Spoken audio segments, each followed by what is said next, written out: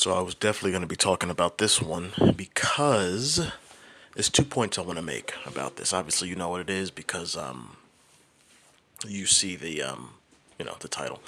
But I'm talking about this because this has been a trend that's been going on for a while now. It's happened in companies that I've worked in, where the employers hire people to try to automate jobs that have been done manually by employees, and they're doing that because it'll save them money in the long run. They believe it'll cut costs because they don't have to pay these employees, obviously. It's been happening for a while now. McDonald's is trying to automate. Banks have been removing tellers and been automating everything, making you go online or work at the kiosks that they set up. Supermarkets have been getting rid of checkout girls and automating that process, getting rid of baggers, and the customers have to bag themselves.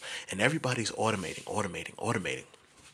Now they're doing that with these whatever people in Silicon Valley, starting to automate those jobs.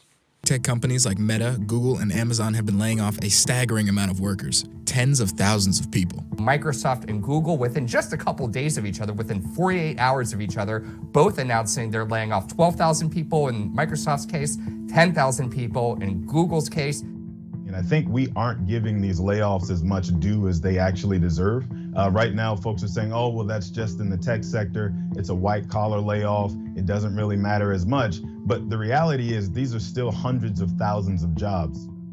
There wasn't really one area of focus we're seeing getting cut. It's kind of across the board and at all levels. The new year is not starting off on a happy note for workers at some of the country's largest tech companies, with more layoffs just announced. ABC's Alexis Christophers is here with those details. Good morning, Alexis. That's right, Gio. Good morning. Some companies kicking off the new year by tightening their belts as the once red-hot job market gradually cools off. This week alone, about a dozen major companies announced job cuts, including Amazon and Google's parent Alphabet. The two tech giants are reversing the hiring sprees they went on during the pandemic and cutting hundreds of jobs across multiple divisions. Citigroup is eliminating 20,000 jobs over the next 2 years as part of a restructuring plan, and Xerox announced over 3,000 layoffs, or about 15% of its workforce. Other companies announcing layoffs so far this year include BlackRock, Universal Music Group, Duolingo, and the messaging platform Discord. And I have to make this point because it's something that I like to say publicly. This kind of act shows the sick, demonic thought process behind Western quote-unquote civilization. Western civilization, which is basically means European civilization, their idea of civilization, it's always been about rape and take and destroy and devour and deplete until there's nothing left, and then you move on to the next area, move on to the next carcass, and then you rape, destroy, devour, and deplete until there's nothing left, and then you move on. It's always been about that, and because they're in a position of power, they've made their idea of civilization the norm. But where people are starting to see now, because it takes time. It takes, hundreds hundreds of years. I'm not going to say thousands, but it takes hundreds of years for each of these types of civilizations to crumble. And we're witnessing this new iteration of a European quote-unquote civilization crumble, because, again, their model is not sustainable. It's always based on destruction and destroying and then moving on. But unfortunately for these fucking idiots, they don't realize that you can only move on but so much. Resources and things on this planet are finite. They're not infinite. You're going to run out eventually. And these fuck sluts can't seem to comprehend that, or they're so demonic and animalistic and barbaric and destructive that they either don't care about that or they just can't see it because they're blinded by their barbarity. But it's funny because you're seeing that now. all of these companies are automating and automating and automating because the people at the top of these companies want to save money, either make more money for themselves or just put themselves in a position that when hard times come, they don't have to take a pay cut. But what these imbeciles don't see in the long game, if every single company starts following this model and automating jobs and removing these positions from their employees and making their employees unemployed, what do they think is going to happen to their businesses within the country? I, if every employee is now unemployed and not collecting a paycheck, or at least taking a significant pay cut because they've had to quickly move on to some other job and that money isn't coming in, if the companies aren't transferring money to the masses, what are the masses going to use to support your business, dumbass? If we don't have money, then we can't shop in your stores.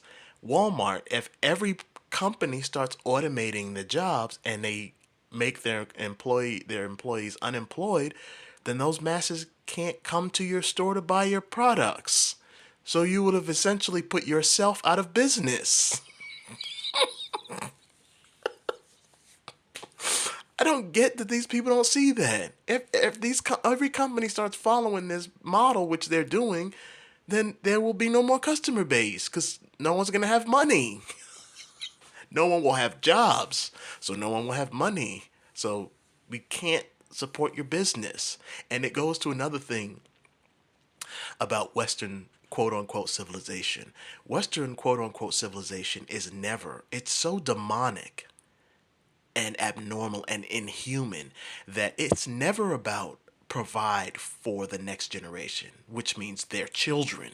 It's never about create and provide for my children and my grandchildren and my great grand. It's never about that.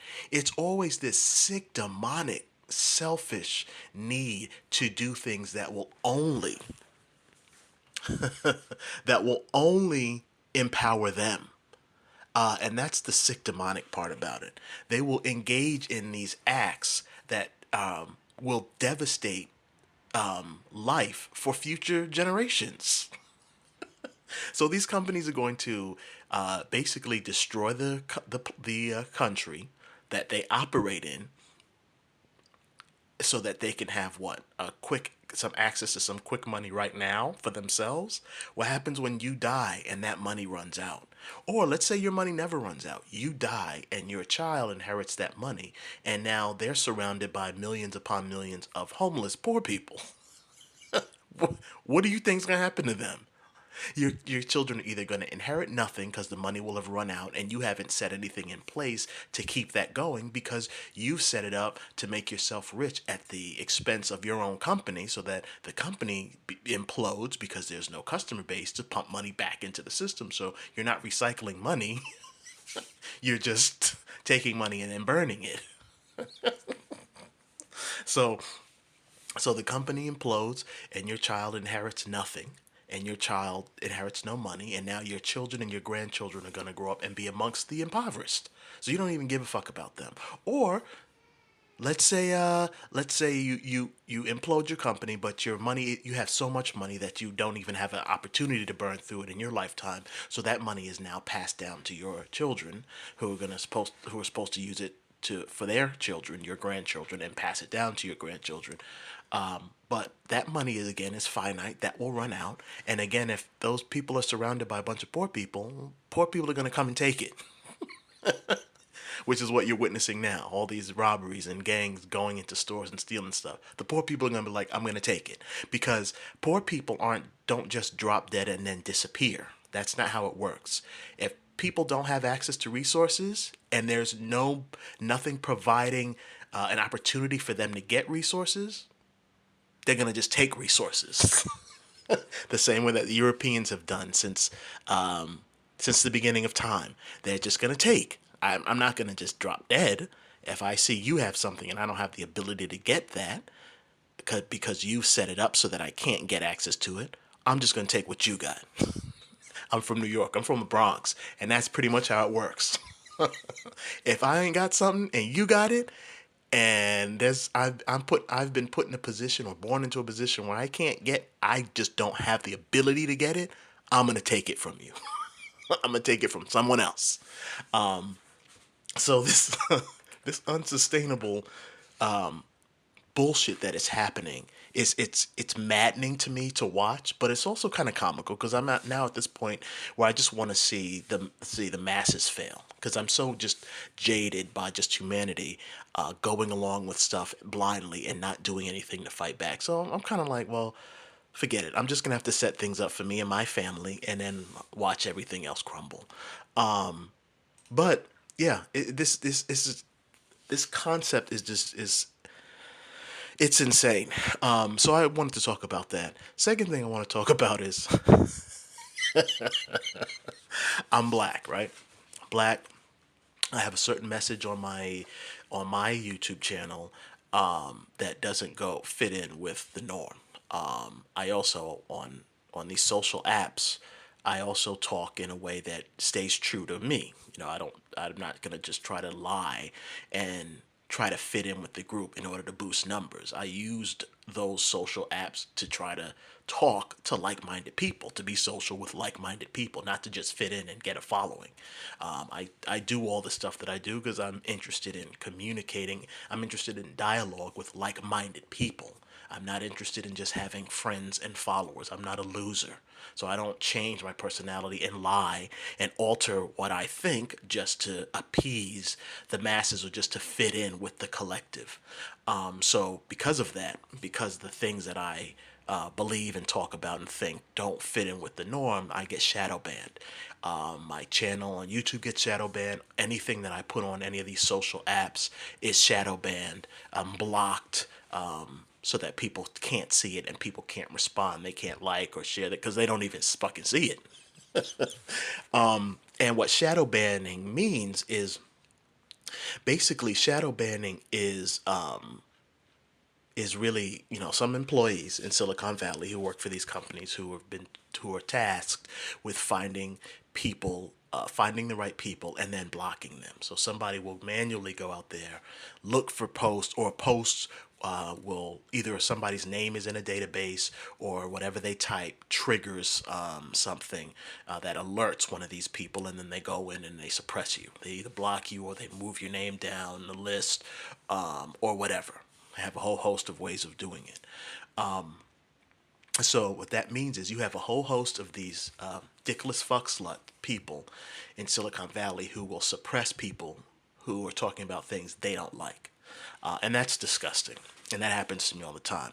But now you have all these job cuts happening in Silicon Valley because, like, once again, these companies are following that model and they found a way to use AI to automatically do something that was manually being done by a human. So now these people who've been working tirelessly to help these tech companies suppress people's voices, now you're unemployed because you have worked so hard to fit in with the masses. The masses, unfortunately, are controlled by these wealthy people, and these wealthy people will only do what they can to help themselves at our expense, including yours. So you decided to separate yourself from the masses because, well, you got this nice job in this nice shiny building in Silicon Valley. And so I'm gonna try to get in with the wealthy. I mean, no one tries to get in with the wealthy, but you know what I mean. I'm gonna try to get this nice job, cushy job, making good money where I can move into neighborhoods that are close to or adjacent to the wealthy communities, and I'll be closer to them. Fuck the masses. I don't want to be a part of them. So I'm gonna do everything I can to work for these wealthy people and do whatever they ask me, whenever they ask me. And well, now they've run out of things to ask you to do. So guess what? Now you're going to be with the other poor people in San Francisco living on the streets. Or you're going to get a job at McDonald's. But they're automating too, so you're going to eventually just be unemployed. But I'm laughing now because it takes a group of people to work to shadow ban people like me, shadow ban certain communities, certain groups. Black people aren't the only ones being shadow banned, but we get shadow banned the most. I go on YouTube and I'll watch. There's like I like watching what are those videos? The people that like mod their vans and they kind of live in their vans. So, just for example, I watched one video. It's a great video. This black guy who used to work for a company, a modding company, had his own van, and he kind of went step by step through modding his van and turning it into a place where somebody could live. And it was cool to watch. It was really entertaining. I watched that, and I think another video of his. I forgot about him because YouTube they don't recommend his video. So I watched one video, checked out another one, and then normally what happens is, you know, the next day maybe you go on, or the next week or whatever, and it'll show you videos from that person, either a new one or maybe some old ones, so that you can click on those because you've watched them. It's supposed to alter the algorithm so that now this person has shown an interest in this channel. Let's recommend videos from this channel. But that doesn't happen with black creators. So this black guy I watched 2 of his videos in a row, never was recommended a video. Maybe they recommended one. Maybe. I'll give them the benefit of a doubt, but I don't remember ever seeing any other video.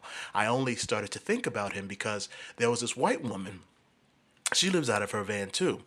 And I watched one video of hers, and I watched another video of hers. That was months ago. YouTube still recommends videos for this woman. And it happens with almost anything that I watch. And that's what made me think about the black guy. Because I'm like, oh, there was this other guy I watched who also did these. I don't see him anymore. And then I remembered, oh, that's right, he's black. So they're not going to recommend him. But if I watch anything that's made by a white person, I'm getting recommendations from that person all the fucking time. Until the end of time. And that shit, it happens all of the time. Anything that I watch, and I'm not joking. If I watch, how about it? We'll go in another direction. I also like parts of Asia, you know. So I watch videos about parts of Asia. There's this black girl that I watch named Sunday Love. She lives in Japan. She makes videos about her life in Japan. I used to watch her videos religiously, like all the time. Kind of bored with them now, but I do catch them every now and then. I'll look for her videos. I have to search for them. Like I said, I used to watch her videos religiously.